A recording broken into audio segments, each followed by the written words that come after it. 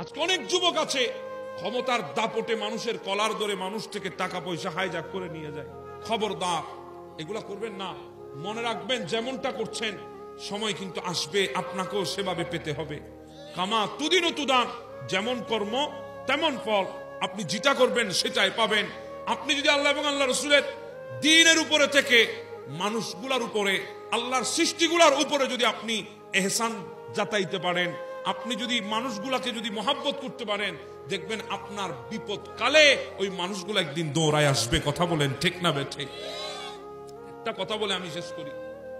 মক্কার জমিনে গ্রাম থেকে এক ব্যবসায়ী এসেছেন। ব্যবসায়ী পশু বিক্রি করবে, পশু। ওনার দুইটা ওঁট। কয়টা ওঁট? দুইটা ওঁট নিয়ে এসেছেন।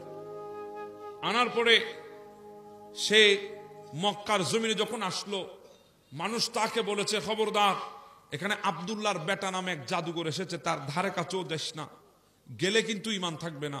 আমরা যে মূর্তি পূজার উপরে ইমান রাখি, মূর্তি পূজাকে বিশ্বাস করি, বিশ্বাস থাকবে না। আমরা মুশরিকরা, আমরা যারা মূর্তি পূজা করি, দেবদেবী পূজা করি, আমাদের যে দেবদেবীর প্রতি ইমান বিশ্বাস সেটা চলে যাবে যদি ওই জাদুঘরের কাছে যাও। সে কি করছে? ভয়ে ভয়ে মক্কার জমিনে পশু বিক্রি করছে।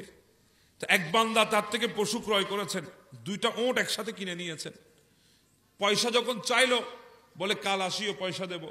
তখন ওই ব্যবসায়ী বলছে, ওই পশুর ব্যাপারী বলে, আমি ঠিকানে মুসাফির মানুষ, আমি কোথায় থাকবো? থাকার কোনো জায়গা নাই, তোমাকে বা আমি কোথায় খুঁজবো? তোমার বাড়ি কোথায় তো আমি চিনি না। বলে অমুক মহল্লায়, অমুক জায়গায়, অমুক। বলে আপনার নাম কি?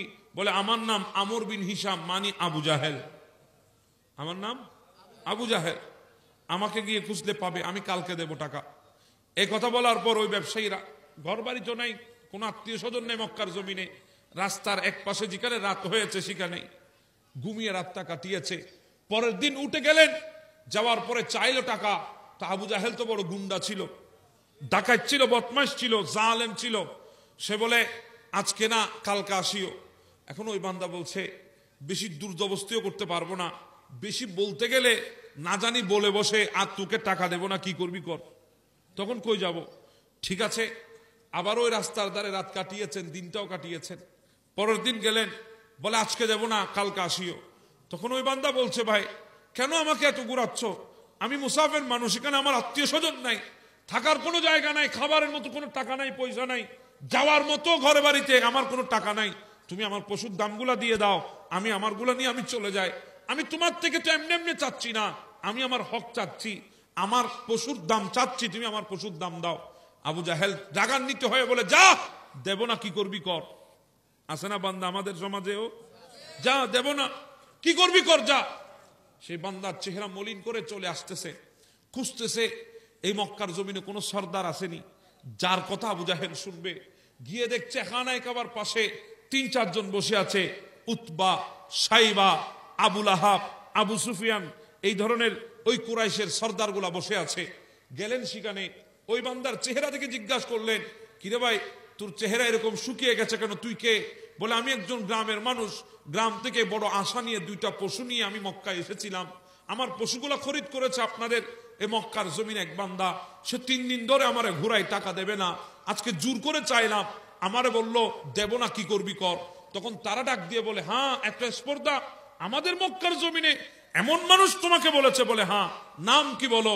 বলে নাম হচ্ছে আবু জাহেল। এটা শোনার সাথে সাথে সবার মাথা নিচু হয়ে গেছে।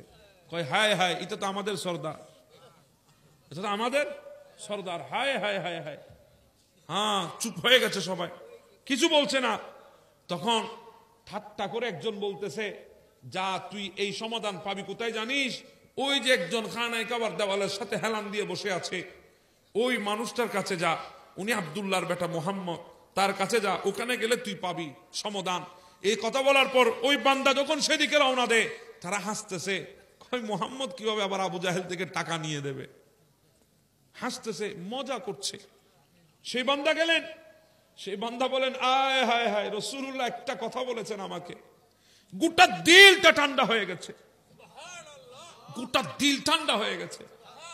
মানুষের ভাষা যদি এত মিষ্টি হয়, না জানি ওই মানুষটার স্পর্শ কত মিষ্টি হবে, ওই মানুষটার দিন কত মিষ্টি হবে। আমাকে দেখার সাথে সাথে ওই মানুষটা বলে উঠেছে, তুমি মুসাফির, অনেক দিন কিছু খাও নাই, চেহারা শুকিয়ে গেছে, পরে কথা হবে, আগে আসো আমি তোমাকে কিছু খাওয়াই।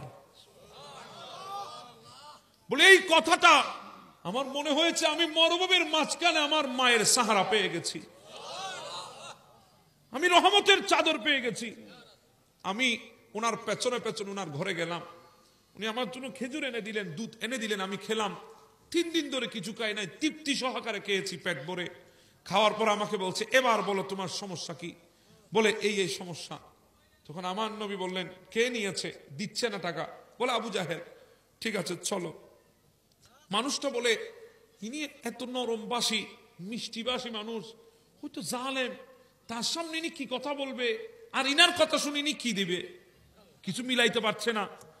এরপরও যাচ্ছি, কারণ দেখি না সাহারা তো আর নাই, যদি কাজে লেগে যায়।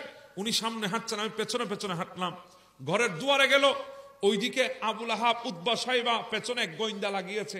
বলে দেখ আমেনার বেটা কি করে, দেখ একটু মজাটা দেখে আয়, আমাদেরকে পরে বলবি। আবু জাহেল কিভাবে অপদস্থ করে মোহাম্মদকে একটু দেখিয়ে আয়। ওই বান্দা পেছনে পেছনে এসেছে, গোয়েন্দা জাসুস। আমার নবী গেলেন আবু জাহেলের দুয়ারে, আঘাত করলেন, ভেতর থেকে আবু জাহেল আসলো।